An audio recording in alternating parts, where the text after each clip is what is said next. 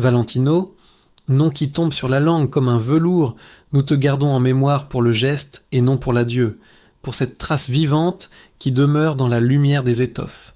Dans les ateliers, le matin arrive doucement parmi les épingles, la craie, les maîtres rubans et les mains patientes, et le tissu, avant de devenir vêtement, apprend la discipline de la grâce, comme si la beauté devait d'abord apprendre à respirer. Rome t'a donné le sens des pierres et des ombres, Paris t'a prêté le battement des défilés, et tu as uni les deux dans un pas unique mesuré qui n'a jamais eu besoin de crier.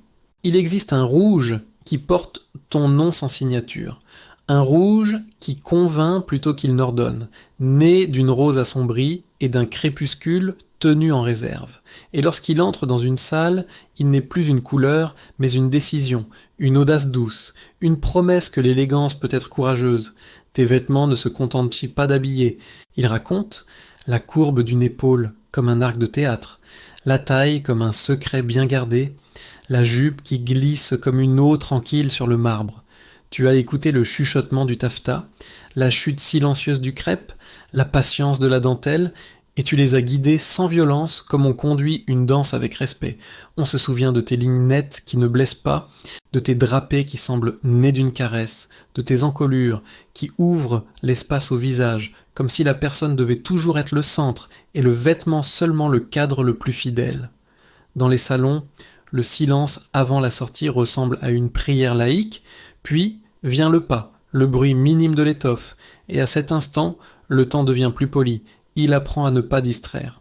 Tu as offert aux femmes une armure qui ne pèse pas, un éclat qui ne s'excuse jamais, une féminité capable d'être tendre et souveraine dans le même souffle. Tu as offert aux hommes la précision, la coupe juste, la preuve que la sobriété peut attirer comme un aimant quand elle est parfaitement construite. La haute couture entre tes mains est devenue un atelier de confiance. Doigts experts, aiguilles qui entrent et sortent comme de petits battements, essayages répétés jusqu'à ce que le vêtement devienne évident, inévitable, comme s'il n'avait jamais pu être autre. Tu as respecté la tradition et désiré le présent, et dans cet équilibre, tu as trouvé ta voie. Non pas l'excès, mais la perfection comme forme de délicatesse, chaque bouton choisi comme un point final, chaque ourlet comme une promesse tenue, chaque couture cachée comme l'éthique d'un métier qui aime la discrétion. Tes collections portaient le théâtre du monde, mais filtré par la douceur. Le glamour devenait lumière tendre, la célébrité devenait silhouette, le spectacle devenait poésie à porter, et même ceux qui ne t'ont connu qu'à travers des images sentent que ton esthétique n'était pas seulement beauté, mais une manière d'être au monde avec respect, calme, précision. Quand on dit « Valentino », on ne parle pas seulement de mode, on parle d'un alphabet de formes qui a appris la différence entre paraître et rayonner, entre orner et raconter.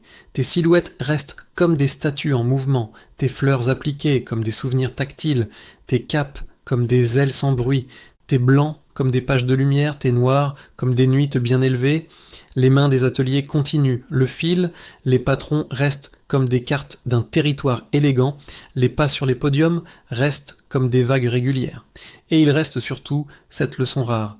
L'élégance n'est pas un truc, c'est une attention, c'est un « je te vois » sans parole. Ainsi nous te rappelons, Valentino, dans la continuité de ton rouge et de ton silence au travail, dans le soin de chaque détail invisible qui soutient l'enchantement, et dans la façon dont tu as transformé l'étoffe en caractère, la mode en mémoire, la mémoire en présent qui, encore, quand on regarde, respire.